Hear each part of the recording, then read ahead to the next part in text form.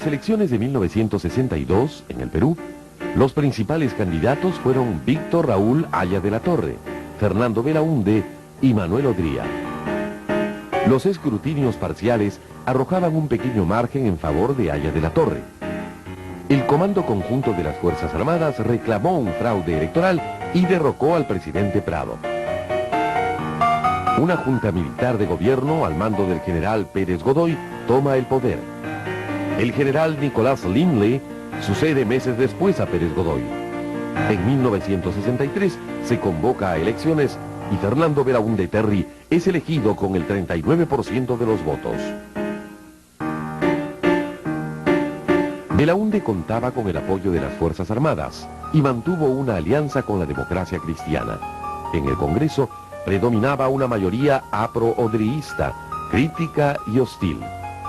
Belaúnde, aplicando la idea de la cooperación popular, impulsó la construcción de grandes obras públicas y restableció los gobiernos locales con las elecciones municipales. Sin embargo, Belaúnde no pudo satisfacer todas las expectativas que había despertado en los peruanos.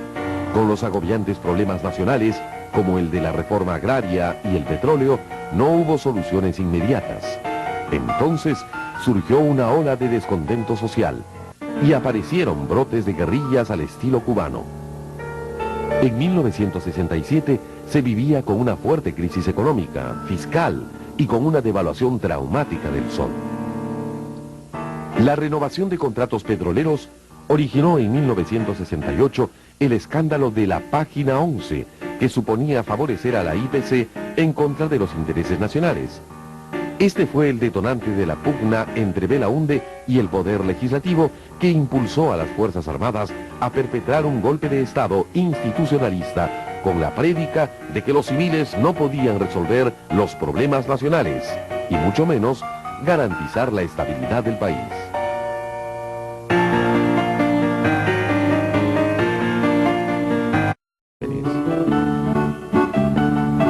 En el Perú, el gobierno de Belaúnde puso en marcha un programa de viviendas para la clase media, que tuvo un símbolo de modernidad en la residencial San Felipe.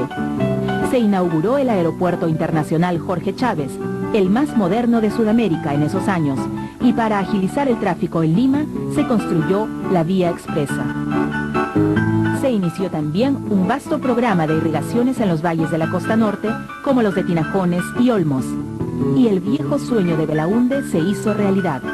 En su primer año de gobierno, se comenzó la construcción de la carretera marginal de la selva.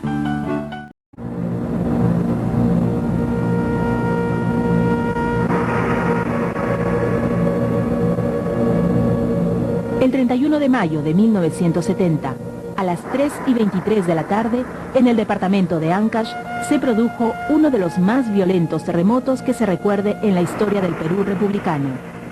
El movimiento sísmico se extendió también a los departamentos de Lima y La Libertad.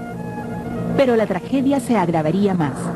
A consecuencia del terremoto, gigantescas masas de hielo se desprendieron del Nevado Huascarán, bajando en forma de un enorme aluvión que sepultó por completo la ciudad Yungay.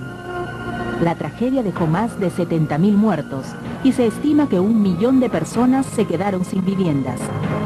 De todo el mundo llegó ayuda, pero nada fue capaz de remediar la tragedia.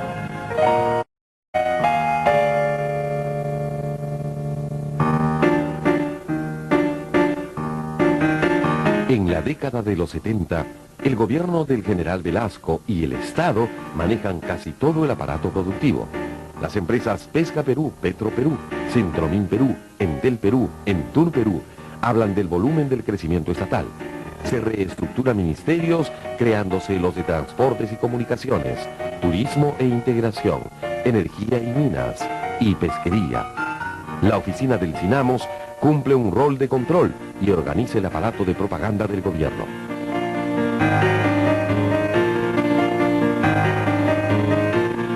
El 27 de julio de 1974, los diarios El Comercio, La Prensa, Correo, Ojo y Última Hora son expropiados. Antes, los principales canales de televisión y emisoras de radio habían sido intervenidos. La medida buscaba silenciar cualquier tipo de oposición. El hecho constituyó el mayor atentado a la libertad de prensa en el Perú. Los medios no regresarían a manos de sus dueños hasta 1980.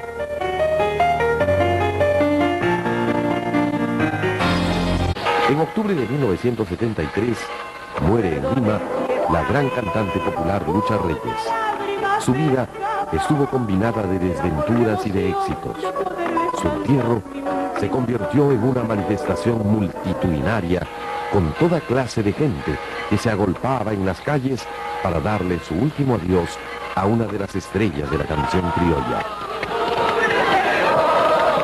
Sus interpretaciones de valses como Regresa o Mi última canción, grabado poco antes de su muerte, quedarán siempre presentes en el recuerdo de aquellos que la admiraban. Pero regresa para llenar el vacío que dejaste al irte. Regresa, regresa aunque sea para despedirte. No dejes que muera sin decirte adiós.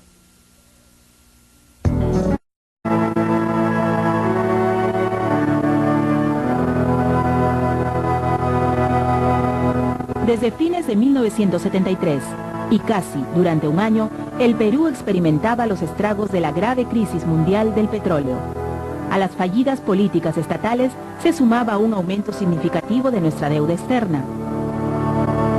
Un año después de la expropiación de los diarios, la popularidad de Velasco se vino en picada. El 5 de febrero, una huelga policial dejó a Lima sin ningún tipo de seguridad, generándose un saqueo en el centro capitalino, que dejó decenas de muertos. El general Velasco sufría al mismo tiempo una grave enfermedad que obligó a amputarle una de sus piernas. En este clima de incertidumbre, el 29 de agosto, en Tacna, un grupo de generales lanzaron el llamado Manifiesto al País. En él se anunciaba que el general Velasco era relevado en el cargo y el general Francisco Morales Bermúdez lo sucedería. Nadie protestó. Velasco se retiró a su domicilio muy enfermo y se inició la llamada segunda fase del gobierno militar.